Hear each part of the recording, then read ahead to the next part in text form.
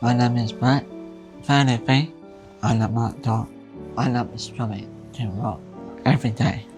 My favourite things are cars, buildings. I am inspired, doesn't like me.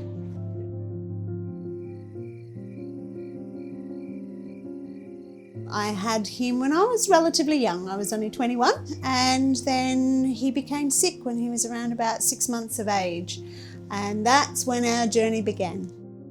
He just wasn't recovering. He took him to the hospital. Within 24 hours we were rushed down to hospital in Brisbane, and we were extremely lucky. We had a chromatologist on the floor at the same time, and they discovered that he, one, had truncus arteriosus, which is 3 different things wrong with your heart, and he also had DiGeorge syndrome, as well as schizophrenia, as well as morbid depression. The last 2 were diagnosed about 18 months ago. The realisation that life was going to be a fight for him.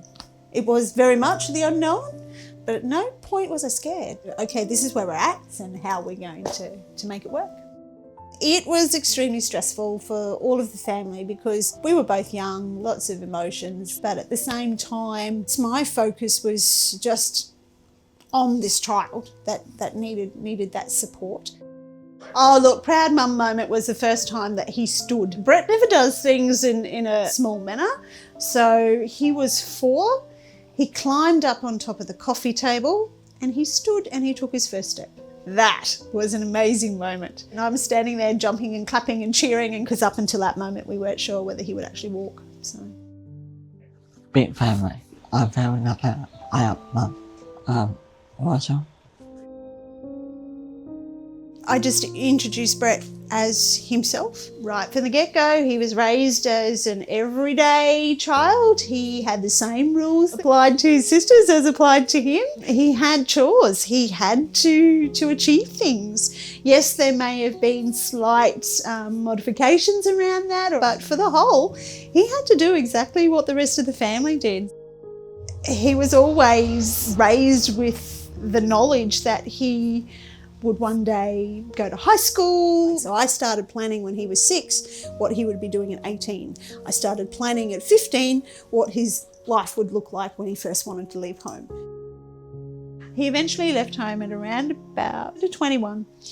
He was in his own place, but his sister was right next door. And then after about 2 years, she moved out and he stayed. And so it was wonderful. But then he had his episode. And so for 2 years, he had to come home. sometimes I hear voices. It's trouble. That made me angry.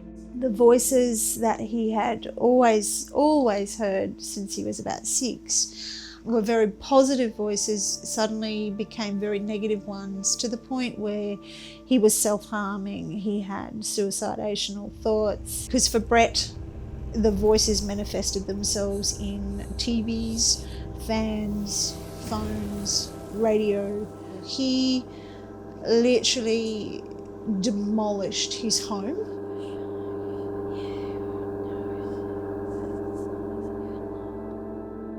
The neighbours called the police because of all the noise. They went round, he answered the door, they said, "Is everything all right?" He went, "Yep," and they went.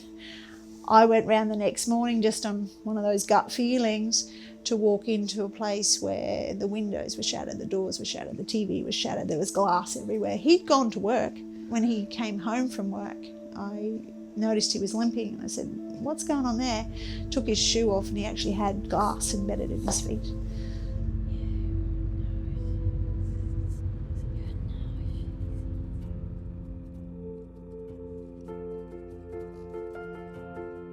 It was a lot of work. He did some therapy. We've managed to get him into some psychology appointments and things like that. Parents, different sport methods, good thing, helps me. And then he obviously has his therapist, so his OT specialist and whatnot. But I think the biggest impact really was in Care Kitchen.